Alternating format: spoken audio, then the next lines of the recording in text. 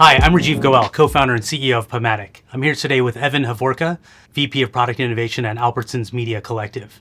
And we're here today to talk about digital advertising and the growth of commerce media networks. Welcome, Evan.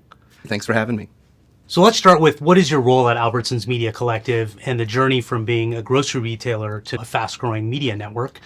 So tell us a little bit about what makes it unique. My job is to go find that next wave of innovation in media predominantly, but also retail assets, retail data systems, anything that is going to provide more insight or transparency or performance for the brands that invest in our media products. So it's talking to smart new innovative companies, figuring out better ways to do the channels, launching new channels, and then really tweaking them to get the performance up to the levels that our brands expect.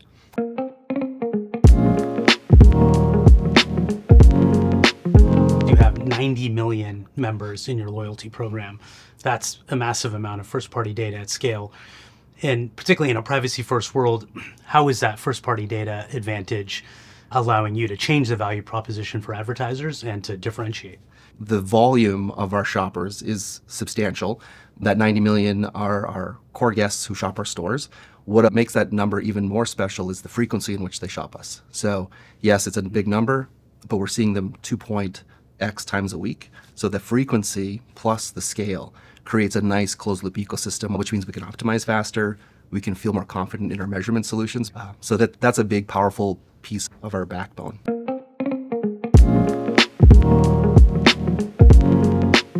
Let's talk a bit about your omni-channel strategy. You've got in-store experiences, you've got online, you've got off-site media. How do you think about reaching consumers across all of these different touch points and the role that you're in a unique position to play from an advertiser's perspective? We will go wherever there's value. So when we look at where consumers and shoppers are spending their time when it's not on a retailer's website, it often falls into some pretty typical categories: social, open web, walled gardens, CTV services, things like that. Then you start asking, well, which social networks do we partner with? Which websites have the most relevancy for food shoppers or pet shoppers or beauty shoppers? And which streaming services have the most overlap with our audience, for example? Having a plethora of products available for us to choose from to build the right package is important. So we usually play with multiple platforms in each of those categories to bring diversity.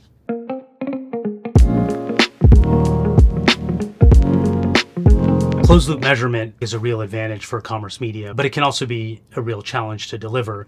How are you able to actually track what people are interacting with, what they're consuming, and how does that help you change the conversation with brands and agencies? The equation in my book is the frequency and the fidelity. How much of those transactions are identified to a healthy loyalty program? And that starts with, why is the consumer signing up for that loyalty program? There should be a reward system that makes it viable. Fortunately, at Albertsons and our 2,200 stores and 1,900 pharmacies, we've created a really good value exchange. So at a very high percentage, we have those 90 million people logged into a loyalty program, which means we can do some really cool stuff with that data, including closed loop measurement. And so we know with certainty that this person saw an ad, and then they came in and made a purchase in the time frame we're looking for. And not just a purchase in the category, but a purchase of those specific SKUs that a brand is marketing. So we can say with confidence that we showed those ads on the 15th, and those purchases of those exact SKUs happened on the 16th. It's a nice, clean ecosystem. It's about as closest to the truth as you can get with that type of data.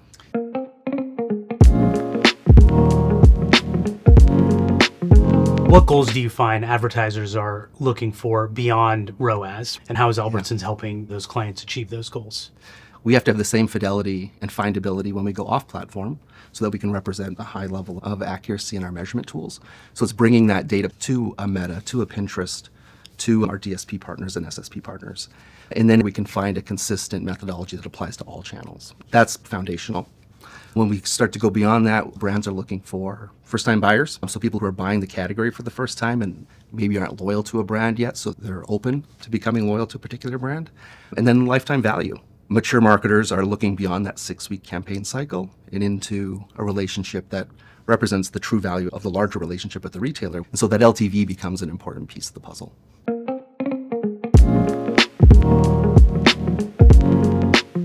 So Evan, there's a strategic difference between running your advertising on-site versus scaling off-site programmatically. Yeah. You've chosen to work with PubMatic in terms of off-site programmatic scaling.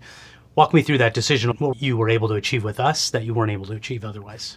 If we play that out over the maturation cycle of a typical RMN, first priority, on-site, getting those ducks in a row, figuring out how to monetize safely and securely. Then the expansion to off-platform and trying to get a wide spectrum of options to round out that tool set. Then things can get really interesting. People can get into supply path optimization conversations or getting into flexible buying options. And then it's a pretty quick decision on who's providing the most scale, who's got the best partnership capabilities, who's enriching some of that self-serve with more expansive ways to buy. And then we follow those partners to expand our buying patterns. You could sum that up in saying, make it easy to buy our stuff, right? Managed service is great for some clients, self-serve and programmatic is great for others, and we need a product for each.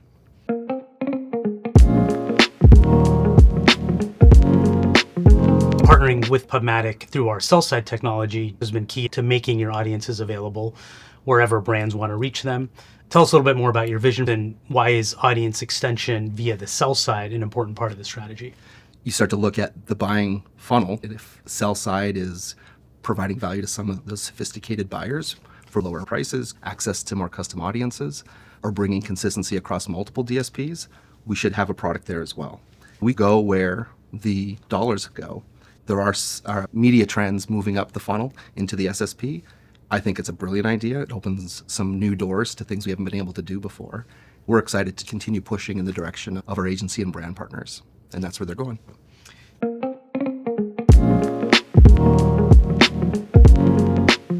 Evan, obviously in your role, you're focused on product and innovation. So what's next for Albertsons Media Collective? Where are you investing in experimenting, and what are the emerging capabilities or even ad formats that you're most excited about? There's so much there. A lot of our channels have room to improve. And so there's always new technology, AI, new methodologies, new data sources. So bringing better performance to existing channels, all RMNs face that ever rising bar of performance and expectation. There are some exciting things happening in CTV, bringing in shoppability, removing friction from awareness to purchase, getting premium content, more sports integration into that channel has been an exciting evolution for us in the last 6 months. And then seeing the performance from that has been pretty eye-opening. That opens a door to a bigger spectrum of capabilities that an RMN can bring to market. Things like awareness, upper funnel types of KPIs that a brand might be interested in can be achieved through an RMN investment now. Beyond that, we're in the middle of an 80-store pilot with our in-store screen strategy that we announced earlier this year. Sensitive but high volume opportunity unlocks all kinds of new ways to communicate with the shopper. And we're finding safe ad units that brands can invest in to expose new packaging or new ways to use their product, solutions that highlight how their brand can solve a customer's problem. So in-store is probably the biggest new channel.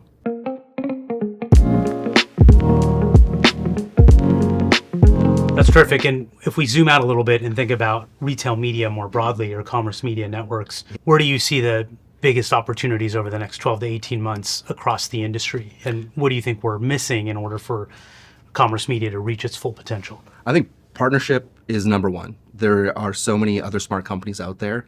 If we're expecting retail media networks to be the core of the evolution, we're going to limit what's possible. We need to remove friction as an industry. All boats float when RMNs start to have some standardization and some form of easy buying process. SPs can play a unique role there. We need partnership, and that can show up with better creative, more shoppable experiences off-platform, better ways to buy that bring down costs or unify an audience across multiple buying platforms. Retail media networks and the collection of tech partners that are out there, including publishers, can build a better product through partnership. And I think the faster we can acknowledge that, the faster we can move to some standardized ways to buy, the more we can focus on what's special, which is getting those brand sales, getting the shopper's experience elevated, and doing what we're here to do.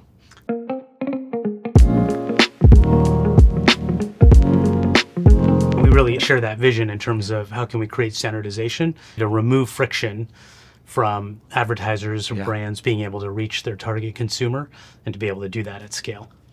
So when you think about the journey that you've been on and where you're headed, if you could give advice to any retailer that's thinking about launching their own retail media network or commerce media network. What retail media needs to be successful can be disruptive. So planning ahead for that and forecasting your sales goals based on what that team's capacity is a common misstep for RMNs. And then I think getting ready to be a more aggressive marketing machine and to dial up the granularity of our measurement tools, because now we have to talk SKU specific, brand specific, new customers only in that region to keep our brands happy. So there's a new level of sophistication that's required in the data systems and the teams and talents that use those tools.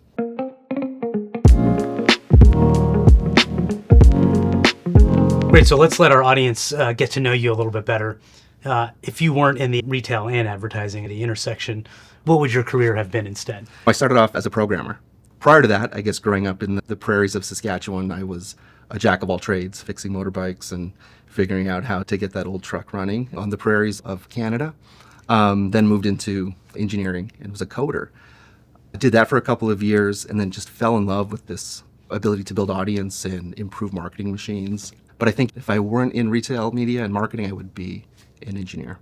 Cool. So you made a big transition from the physical world to the software and digital world now. Yeah, that's right. All right. And then what's your favorite streaming show that you've seen in the last year? I'm just catching up on Peaky Blinders. White Lotus, getting caught up That's on a that. classic, I got a yeah. theme of being behind. I want to make sure it's there for good. There's so much good content out there and so many options. It's tough to keep it prioritized. Excited for Stranger Things to drop later this year.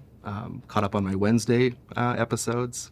And then probably the most funny one was the K-pop Demon Hunters, which is Interesting. taken over. Yeah, I have not seen that one. That's a good one. I'd recommend.